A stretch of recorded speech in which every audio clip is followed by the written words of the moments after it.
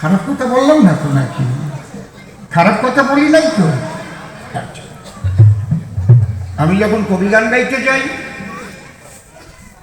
আমি তখন চারণ করি, একটা রাজনীতির রং উচ্চারণ করি না, কিন্তু আমার ধর্ম রক্ষার কথা আমি বলবো নাকি? তাতে কি অন্যায়?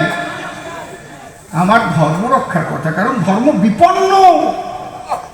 ৭১ সাল তোমরা দেখোনি, যারা এখানে জন্মগ্রহণ করেছো, বর্তমান বাংলাদেশ দেখে যদি শিক্ষা না নেয় তাহলে তোমার পরবর্তী প্রজন্ম ঠিক ওই অবস্থা হবে। হরি বল, হরি বল।